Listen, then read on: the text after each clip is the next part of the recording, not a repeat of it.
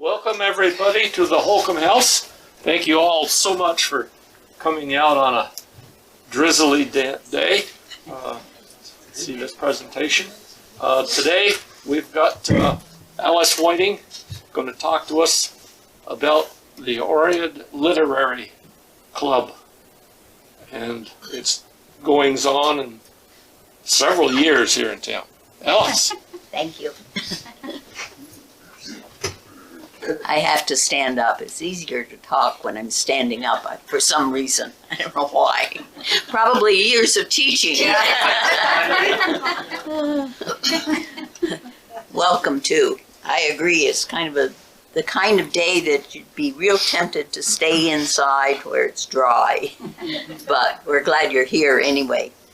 The Oread Literary Club story started in 1899. And I'm sorry, I'm not in costume today, but as somebody said they read the thing in the paper, they wondered, was I going to be in costume? Was I here in 1899? No! I just had a birthday, but not that long. Anyway, starting in 1899, and 3 Johnson women got together and had a notice put in the News and Citizen. And I'm not sure how they got together to do it, but they did. Those 3 women were Maddie Whiting Baker, Ida Barton, and Mrs. J.H. Pearl. And this is what was in the paper. All ladies who are interested in forming a woman's club for mutual benefit and improvement are requested to meet in the room over C.P. Jones Drugstore on Thursday evening, January 26 at 7 o'clock. I don't know about you, but when I read that first, I thought, January? 7 o'clock? How did they get there? Trudge through snow? Were the roads plowed? Were there sidewalks? 1899, I bet it was the kind of morning or kind of evening when many of them would have liked to stay home too. But they didn't. They went. And they formed what they called at that point Mount Sterling Literary Club. That was what they were going to call it. And they got, I have to make sure I've got the right name, 18 of the good ladies of Johnson assembled at the time and place appointed, thus showing their interest and willingness to cooperate in a movement tending toward intellectual improvement and social unions. That first meeting, committees were formed, a committee for a constitution, bylaws, and this impressed me too, because they met twice a month at that point. And so it was that first meeting they organized, but when they met again, February 2nd, they had a constitution. They had the bylaws. Those were real workers. I think it takes longer to do those kinds of things now sometimes with people, unless they get it off the internet, but it could happen now probably. Anyway, they did form that club and met, as I said, twice a month, meeting in homes of people, or that first meeting, of course, over the drugstore. And I think that probably was, in one reading, or one place I read that it was in the parlor, so I assume it was an apartment there as it was later. And then they would meet in various people's homes. They also met in the Corporation Hall. Anybody know where the Corporation Hall was? Where was it, Dean? This is the old fire station. Which is now? Marvin's store. Yes. So, and they met there. Later on, they met at the normal school hall, and, as I said, various homes. One of the times when they were meeting at the Corporation Hall, the secretary wrote that the heat was very scanty. So I suspect that was one of the winter nights. But they were certainly hardy folks to get out, meet, and develop what they called their plan of work. I'm reading some of this because I think their wording is interesting too. And again, as stated in their constitution, the club should be for mental improvement, social union, and organized effort toward encouraging a more generous public spirit in the community. So they didn't forget the community. They agreed that the topic of study for their first year would be Vermont. Surprisingly, right? And they divided topics about Vermont up and assigned people to prepare reports on different things. And that was the way they did it for several years at least. And if you were assigned a topic to report on, you better do it. Otherwise, you had to pay a fine. Only 25 cents, but still, it was a fine. And some people did the reports and then had other people read them. But they also took the word literary very seriously.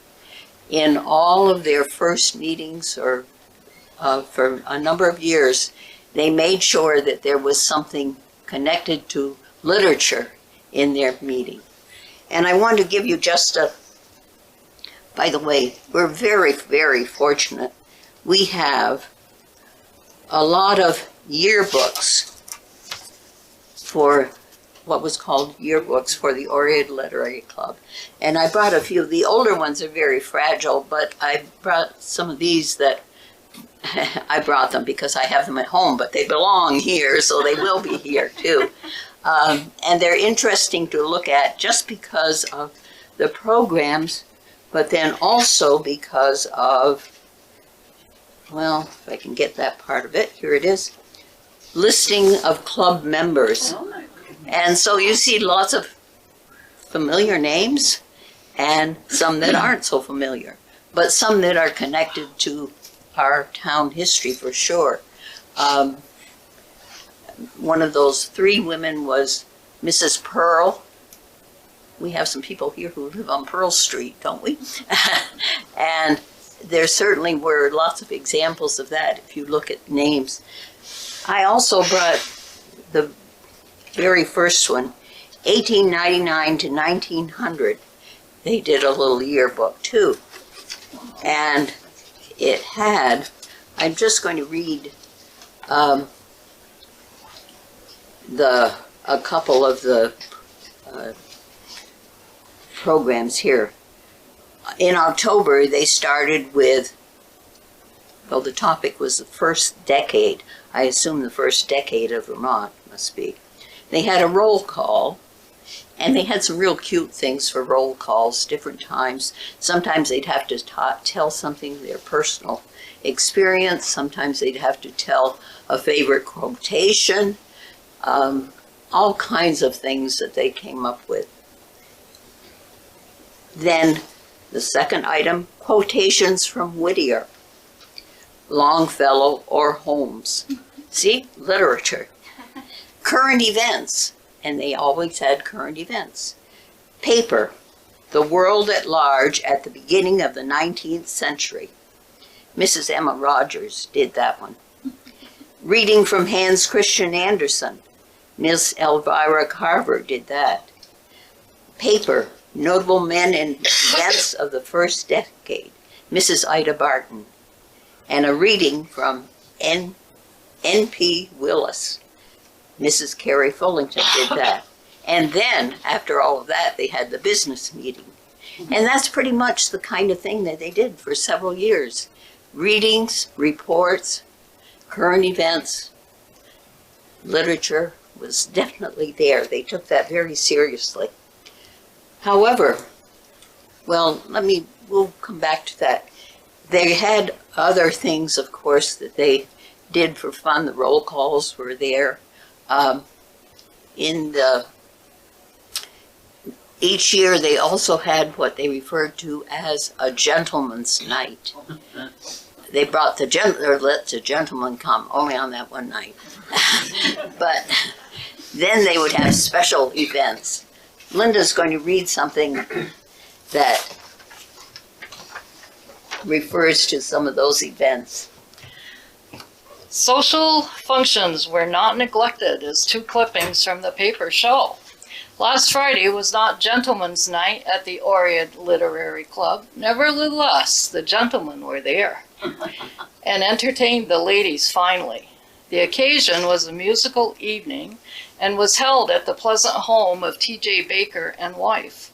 While the club was usually very independent and capable of having a pleasant evening all by themselves, yet they appreciate the masculine voice in a quartet, also in a solo, especially in one as good as that sung by Dr. Collins. Oh, would I might the Kaiser be. They also appreciate the new maple sugar and other dainties so bountifully provided by these same gentlemen. After supper was served by the gentlemen, thanks was offered the host and hostess, to whom was due much of the pleasure of the evening, and the company wended their way homeward, thinking that the Oread Literary Club did help to brighten a tiny corner of this big universe. Their wording is so interesting. Later, a February 2000, no, maybe not, 1907, excuse me, clipping reported on another gentleman's night with a ride to Hyde Park, where a masquerade party was given at the Hotel Phoenix. About 50 people attended. Ladies masked and in costume included Indian squaw, 1830 reception gown, summer Red Cross nurse, Mexican senorita, winter Spanish dancing girl, parlor maid, Red Riding Hood, and others. The evening passed very pleasantly, and the gentlemen created much amusement in guessing who the ladies were, not being able to distinguish their own wives. Thank you, Linda. They did have fun too, but there certainly was a lot of emphasis on doing things for other people. And I want to mention their motto that they had in their yearbook for many years, up until I think it was in the 60s even, that I found they had put other sayings in there. But their motto was, "Give to the world the best you have, and the best will come back to you." And there certainly were women in that group that gave the very best. Linda's going to read also another thing about Maddie Baker, and she was a fine example of someone who gave their best to the community and to the club. I'll let you talk. Yeah. Okay. This is in memoriam of Mrs. Maddie Whiting Baker. Born and reared among the lovely Vermont hills and valleys, for which she never lost her love, Mrs. Maddie Baker, richly endowed with rare gifts of mind and heart, lived a large life in a small town. Liberally, she shared her literary abilities with her beloved natal town, as well as the public at large. No community affair seemed complete without her touch. Her unbounded hospitality endeared her to all. We, members of the Oread Club, honor her as our first president. She has left to us the fragrant memory of her life and works. Her magnetic enthusiasm, combined with natural energy, native wit and wisdom, her readiness to help at all times and in all places, will ever be an inspiration to us. Thank you. And Maddie Baker was the author of First Johnson History,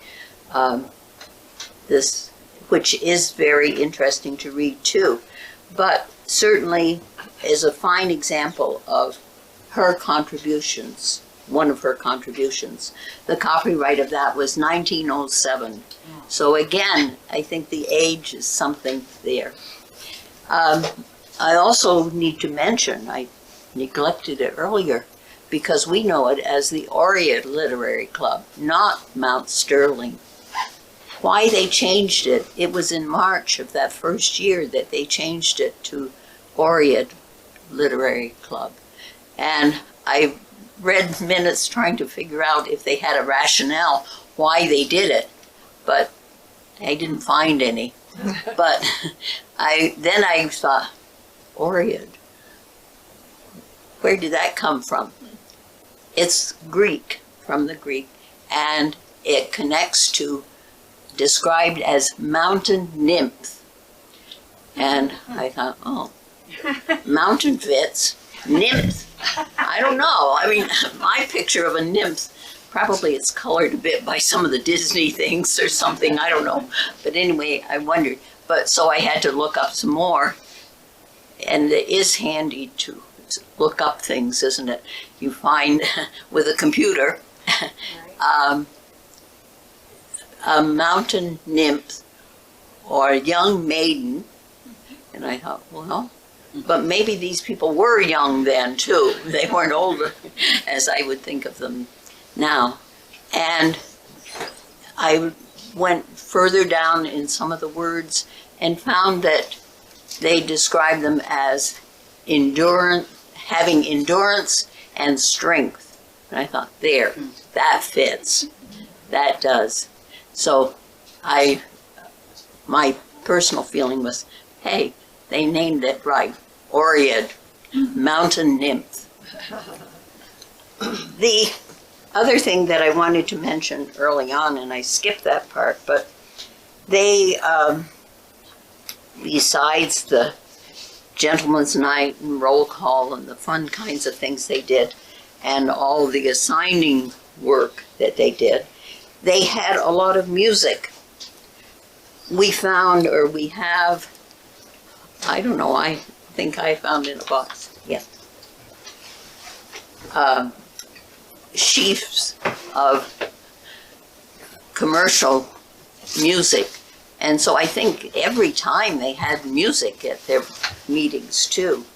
And most of it was, some of it was for quartets. I don't know who did them, but anyway. But I found a couple of things that I wanted to share that they did themselves. They took old tunes. This one was the song Smiles. Anybody remember that? Certain time period it was very popular. Anyway, probably what? World War I kind of? During 40s? The 40s? Into the 40s? 40s and 50s. 40s and 50s? Okay.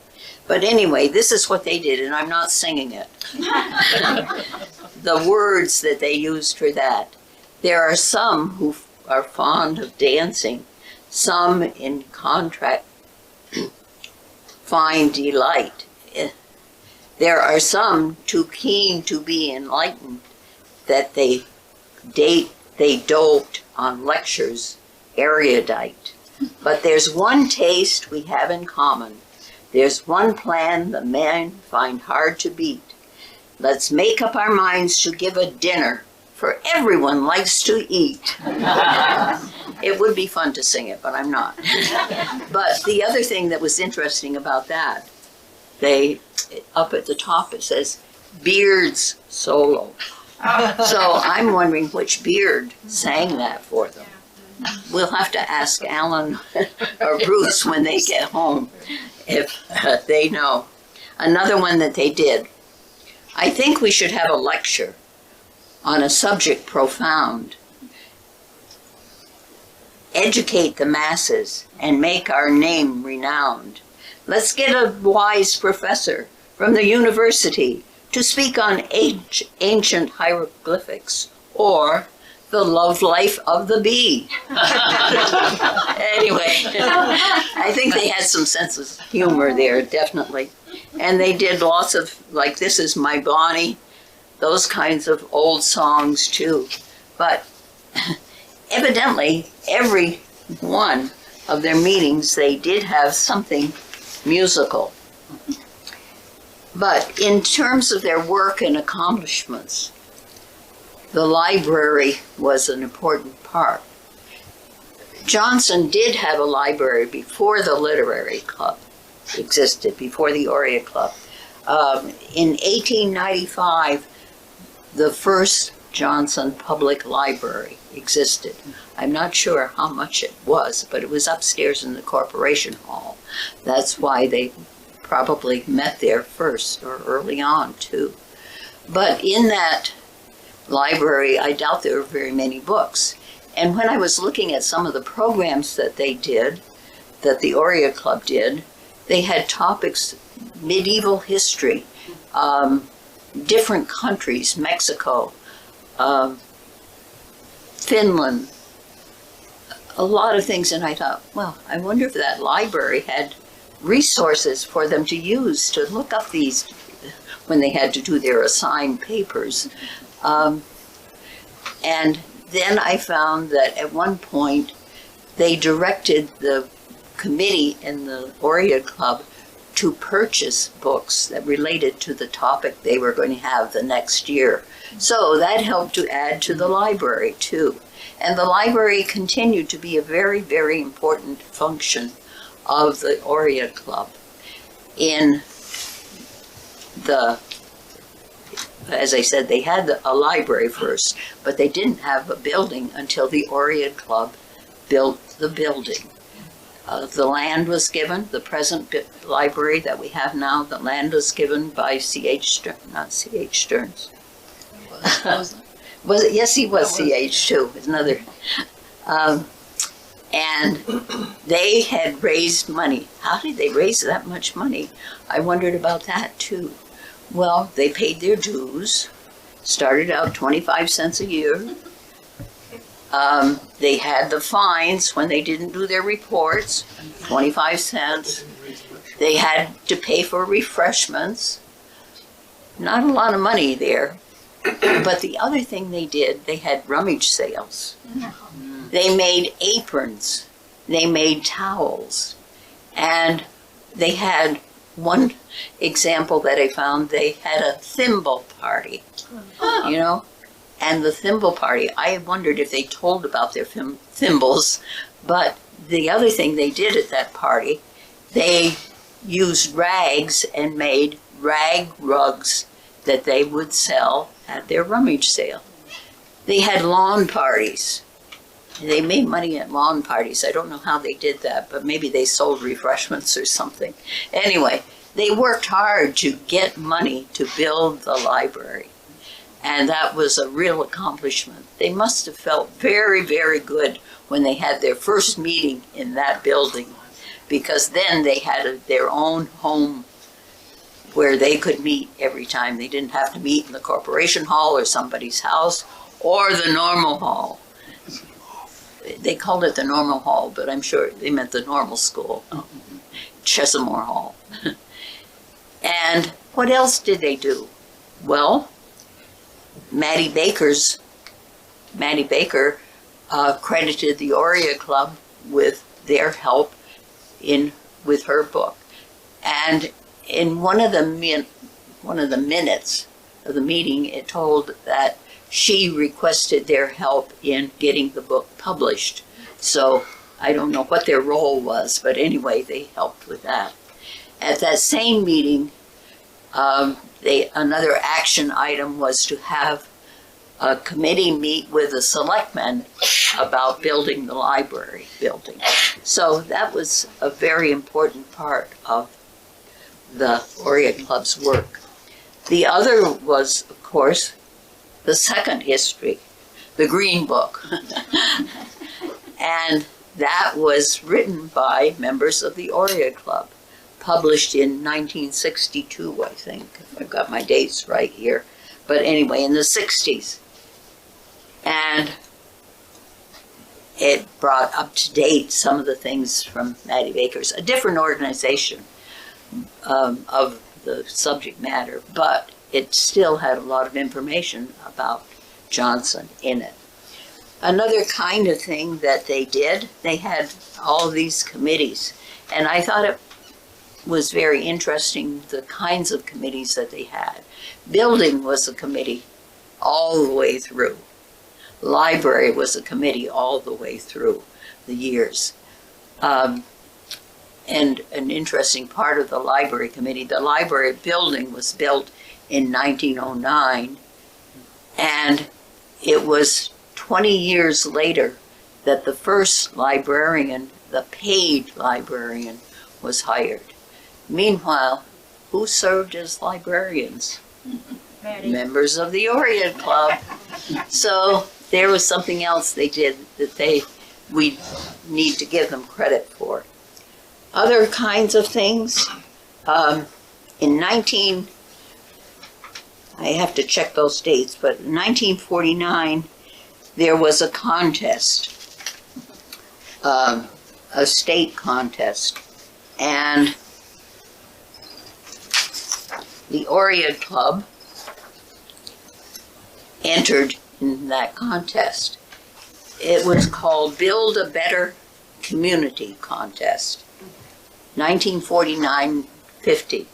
And their projects were procuring highway markers to the entrances of Johnson. We have an example here of one of those original markers. It no longer, well, Johnson, home of Johnson Teachers College, Eastern Magnesia Talc Company, Johnson Woolen Mills, Parker and Stearns, and Vermont Electric Co-op. What is it, 2 of them that we still have? The others are no longer here. But the Oread Club was responsible for doing that. And their minutes, they talked about, they wanted to be sure they were aluminum signs, they were heavy, that they would be sturdy enough to last. You know, they didn't want just little cheap signs. That was one of the projects, and they accomplished it. Cleaning the riverbanks in Johnson was another project. Well, it didn't last probably, but they did work at it. Beautifying the front yard of the post office. Now, do you know where the post office was in 49 and 50? No? In what was the Methodist Church and is now, Oh, yes, of course I know that. what's the title of it now? That's a good thing. It's been on for 11 years, I forget. Church Studio, okay, on Main Street. They wanted to beautify the front yard, and they did plant flowers and so forth. But one of the interesting things about it too was the Oread Club members were responsible for the committees. They chaired the committees, but remember one of those goals was to organize community spirit, and they did with these things. Cleaning the riverbanks, they got other people to help do that. The beautifying the post office, or in front of the post office, the Women's Society from the United Church helped them with that. So it was not a matter of just the Oread Club women doing it. They were trying to build community spirit as well. Another project was planting trees on Main Street. Have you heard about that before? And it said that they planted 18 trees from the bank corner to the bridge, with a few on the other side of the street. So we must have all seen those trees being cut down sometime. I don't know. But anyway, that was one of their projects that they accomplished. They wanted to have arrow pointers to main industries and the Teachers College. And they told Bud Lambert was working on it. That was I don't know any more about it, but just Lloyd Lambert. I think of him as Bud Lambert, but his name was Lloyd Lambert. Obtaining waste paper containers for the business district. Well, Aren't some of these things sounding familiar? Don't they still happen, or they have recently needed to be done too? And then the last one was benches for passengers waiting at the bus stop. Do you know where the bus stop was? Drugstore. And that was something that was never accomplished. They couldn't agree on where the benches needed to be or whatever. Of course. And then something was said about they needed more than benches, they needed a rest room and so forth. So that one was not accomplished, but the others were. And the fact that they involved other community members in things, I thought was very significant to a real accomplishment. Other things, one of the other things, they developed in the basement of the library building a historical room. And Lois had this laminated so we can pass it around so you can look at it. But they were trying to have a room that depicted what would have been, now they described it as a typical New England room, creating atmosphere of the past. And Margaret Smalley and Maddie Baker worked on that room.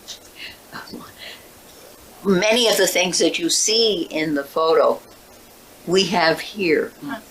And we have a lot of Linda and Lois and Dennis, I think the three of you, pulled out a variety of the things on the back table that came from the Oread Club. There also are some other things in the other room that we have, they were too big to move, but came from the Oread Club. So we owe them a lot of our history that we presently have too. Another interesting thing about the photo, there is a lady sitting in a rocking chair. I don't know if that's the rocking chair we have in here or not. It could be, it looks like it. Anyway, this was described as, in some of the things that I read, that this lady had come to do a demonstration of candle making for them.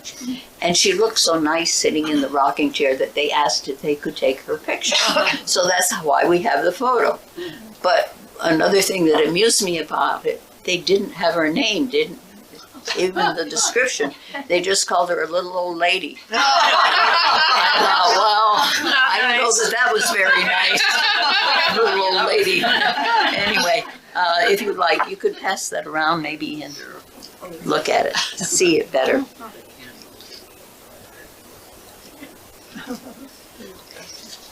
I wanted to also mention some of the other committees that they had at different times because they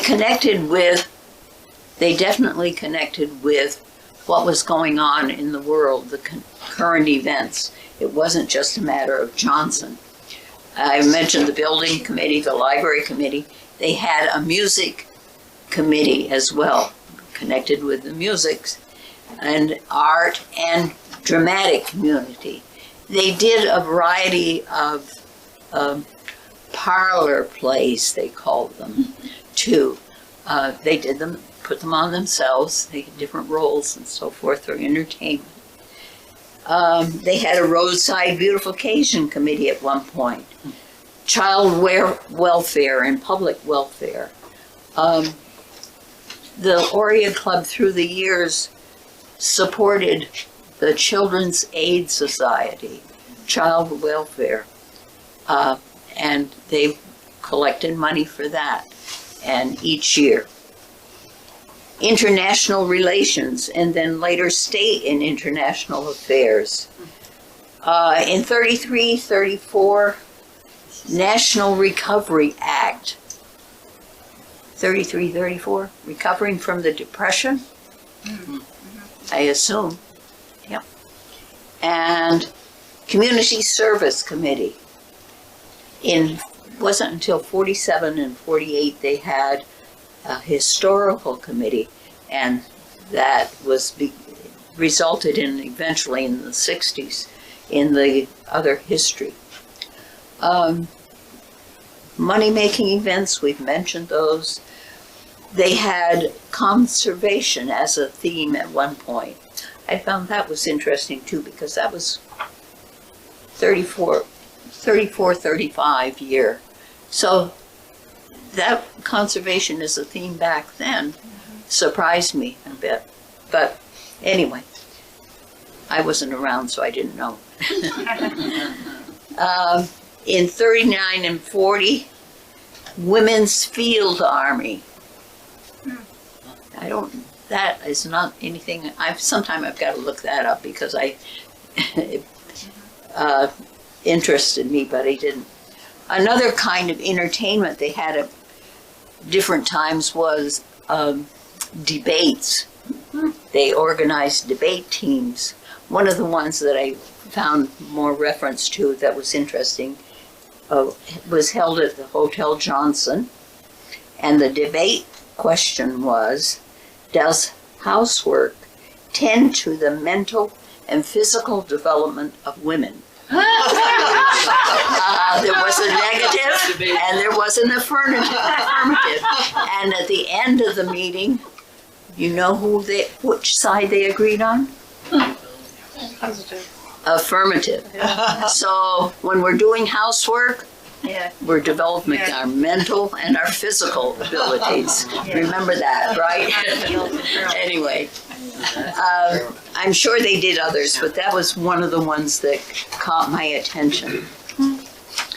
And as I said, you're welcome to look at some of these if you would like as well. But I want to read one other thing. I think I scared a few people when I said that I used to have classes that went for 2.5 hours. No, this is not a class. We're not going for 2.5 hours. But I do want to read this. The Federation of Women's Clubs for the State, copyright 1946, yes, 46, Vermont Federation of Women's Clubs, published this booklet. And I'm not sure if it was because they had done a contest or what. It didn't tell. But there is one part here, mountain nymphs conquer water nymphs. And I thought, why did they have that in there? And then I thought, I think it was after the floods, maybe. I don't sure. Anyway, Federated Women's Clubs need no apology, but if ever a question as to their need and efficiency should arise, it can be answered definitely by calling attention to the work of the clubs in fostering libraries. All up and down the land, all up and down Vermont, communities are the better for this service. For a library is certainly one of the prime essentials of a well-informed public. One of the best examples of this devotion to a worthy cause is to be found in the village of Johnson. The Oread Club of Johnson, like almost every club of that era, was at first purely cultural, meeting for pleasant evenings at the homes of members. But all the time a little seed of ambition was taking root in the hearts of the mountain nymphs or Oreads. They wanted simply a home for themselves and a home for the library. How could they realize this dream? The answer was work, work, work, and more work, all intelligently directed. The early records of the club show the most intensive industry and the most amazing results in the amount of money raised. There were rummage sales, lawn parties, sugar parties, lecturers, and as one tiny little gentlewoman related, I went from door to door and took subscriptions. Went for money, yeah. After the Oreads had shown their own mettle, friends who admired the spirit of industry and devotion to a noble purpose began arranging contributions to help swell the fund. In time, a beautiful red brick building was completed and luxuriously furnished and equipped.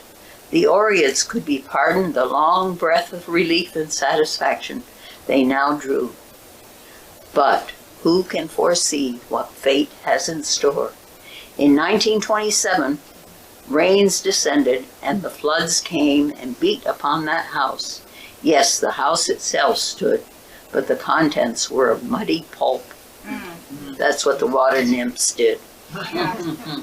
Were the Oreads downhearted? By no means. They rallied to their beloved building and started, like all devoted homemakers, to snatch victory from defeat. The result is one of the most beautiful libraries in the state of Vermont. I thought that really said a lot about the Oread Club members. And that work was what they did. And we owe them a lot of credit, not just for the histories they produced, for the things that they saved. Many of the things that the Oread Club, the historical things, came from the Baker House, I understand, but certainly contributions from many other people too. It was an interesting topic to research, and I found that I learned quite a lot of stuff too that I didn't know about Oread Club. I guess I never thought about the name Oread Club, it just took it for granted. Somebody mentioned that maybe I was the last surviving member of the Oread Club, but I'm not. I found out Peggy Rowe and Sheila Cross in town were both members of the Oread Club. We met one day and I asked them to tell me some of the things they could remember about it. And I really felt better afterwards because they couldn't remember much more than I could. The things that I read helped me certainly learn about it, but the time that I was a member and was involved as president in a variety of things, I don't have much recollection about that. Memory is a strange thing. Yes? When did it end, or did it just fizzle? Or Thank you, because I did want to mention that. I didn't find anything that told me when it actually ended. I think it sort of fizzled out. The only thing that I have is the town, the Oread Club's, the library building was accepted by the town in 1982. So I assume that the Oread Club gave up the ghost just before then, or no longer existed at that point. So certainly into the 70s, I know, but must be the late 70s was when it fizzled out. Strange after all that work, but yes. It's like many things. I mean, there's no longer a Grange in town. There was a very active Grange. Another American Legion is not as involved or active now. So it happened. People have many, many more things to do now than they did then, right? I don't know. But trudging through snow to go to a meeting at 7:30 on a cold January night. Really, they were determined and strong women. Thank you for putting up with my reminiscing.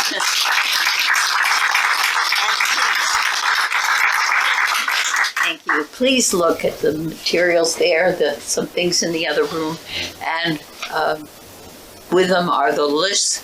The Oread Club, they kept good records.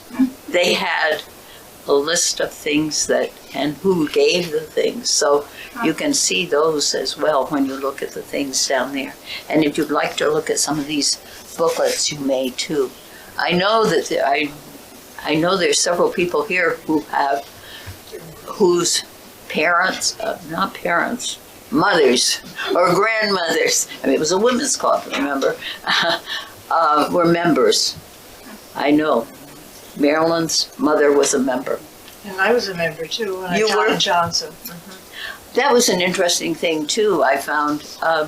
The membership was a good blend of the town. There were wives of businessmen in town. There were, I think, one of the requirements almost of a teacher was to join the literary, the Oread Club. People from the college, a number of the people that helped with the Green Book were either, well, I think they were wives of college professors.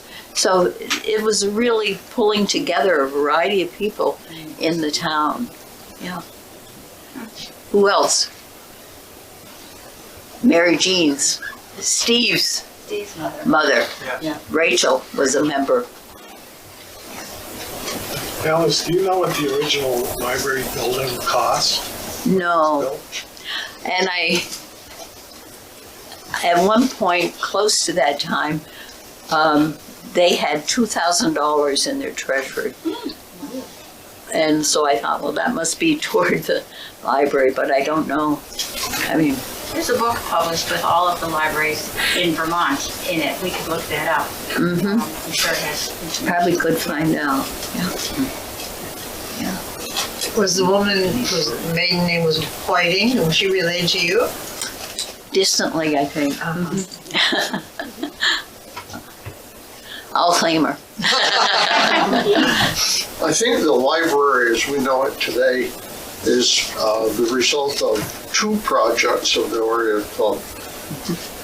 The first part of the library was, I think, 1901 or something like that. when it was 1909. But then,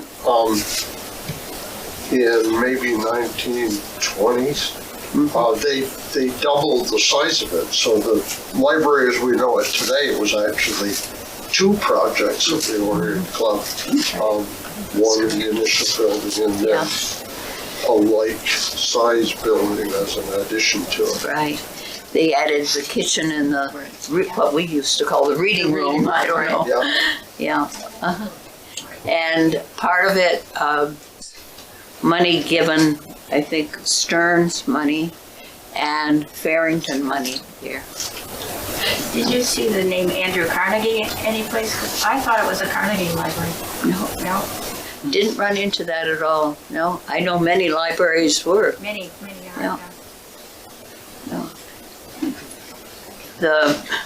Another thing I found interesting, Clara Farrington was an Oread Club member and left a trust fund for the library. And her name was Riddle, Clara Riddle Farrington. That rang a bell because of Riddle Roofing here, sign that we have up here.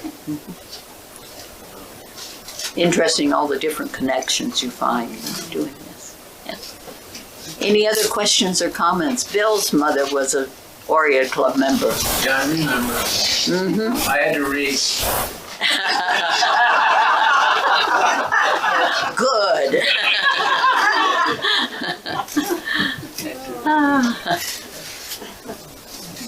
Any other questions or comments? Thank you, this is wonderful. Oh, Yeah. thank you. So please look around. There are cookies, That's why we came. no pie, but cookies. No pie.